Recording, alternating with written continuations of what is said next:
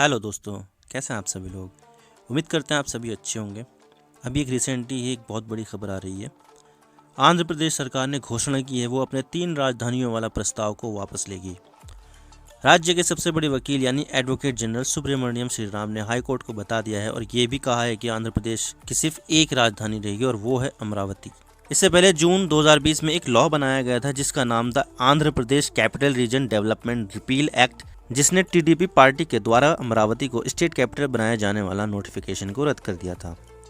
तो चलिए आज इसके बारे में बात करते हैं, लेकिन उससे पहले न्यूज़ आर्टिकल्स देख लेते हैं। Andhra Pradesh government to withdraw laws to create 3 capital cities. The Times of India. Andhra Pradesh government withdraw 3 capital bills. Indian Express. Andhra Pradesh passes bill to repeal controversial 3 capital law. Chief Minister Y.S. Jagan Mohan Reddy was to construct 3 capitals. Amravati as legislative capital, Visakhapatnam as the executive capital and Kurnool as the judicial capital. हम इसके बारे में आगे बात करेंगे। तो वापस आते हैं अपने मुद्दे पर। पिछले साल जून 2020 में Andhra Pradesh capital region development repeal act pass किया गया था, जिसमें कहा गया था कि आंध्र प्रदेश राज्य की 3 राजधानियां होगी, जिसमें अमरावती, कुर्नूल और विशाखापट्टनम। जिसमें अमरावती को विधायी राजधानी जहां पर विधानसभा होती है, विशाखापट्टनम को एग्जीक्यूटिव कैपिटल जहां पर कैबिनेट अपना काम करती है और कुर्नूल को जुडिशियल कैपिटल जहां पर न्यायिक काम किए जाते हैं।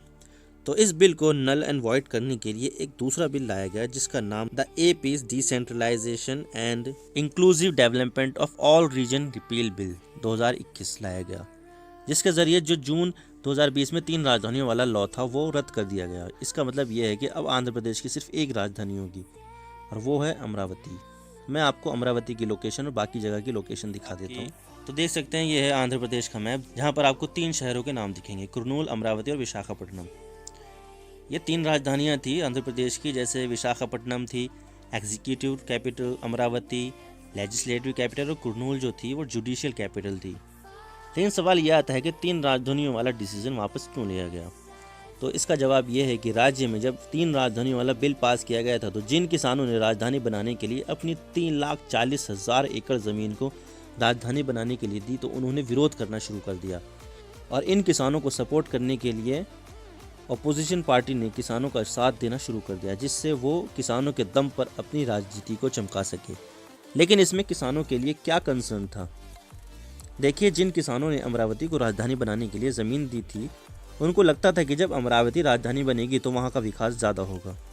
लेकिन जब 3 राजधानियों वाला बिल पिछले साल पास हुआ तो किसानों ने इसका विरोध किया, क्योंकि किसानों ने अपनी उपजाऊ ज़मीन को राजधानी बनाने के लिए दी थी। लेकिन जब कानून आया तो इसकी ज़मीन की कीमत गिर गई और इसी कारण से किसानों ने पिछले साल ही इस कानून को लेकर विरोध प्रदर्शन कर रहे थे और उनका साथ दे रही थी अपोजिशन पार्टीज़।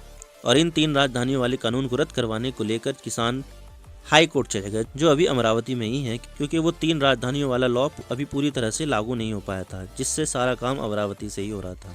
आप देख सकते हैं, a division bench of the court has been hearing a batch of petition against the decision to form the 3 capital since November 15. Farmers who give up over 34,000 acres of their fertile land of setting up the capital in Amravati challenged the 2 laws in the court. Over 100 petitions were filed.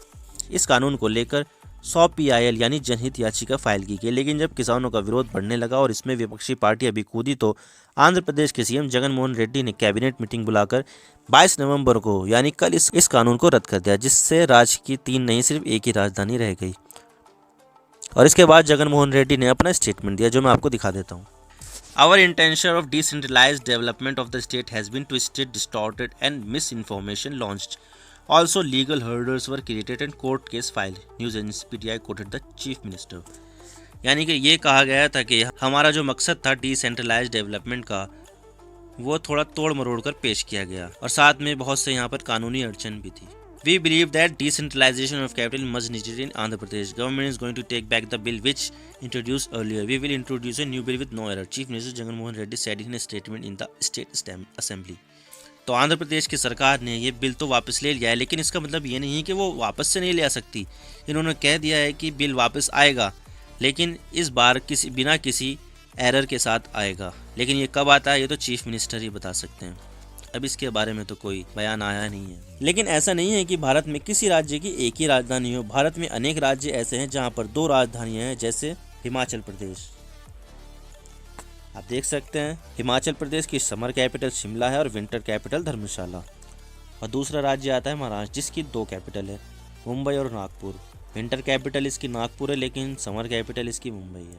इसके साथ ही तीसरा राज्य आता है उत्तराखंड, जिसकी 2 राजधानियां हैं।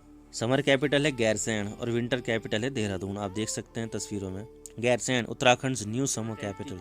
और अगर हम यूनियन टेरिटरी यानी केंद्र शासित प्रदेशों की बात करें तो जम्मू कश्मीर की 2 राजधानियां हैं। समर कैपिटल इसकी श्रीनगर है और जम्मू जो है वो विंटर कैपिटल है। और इसके अलावा लद्दाख की भी 2 कैपिटल है। पहली कैपिटल इसकी लेह है और दूसरी है कारगिल।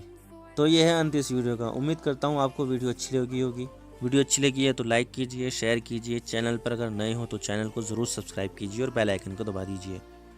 मैं आपसे मिलता हूँ नेक्स्ट वीडियो में। Thank you for watching. I really appreciate your prestigious time. God bless you all. Now signing off.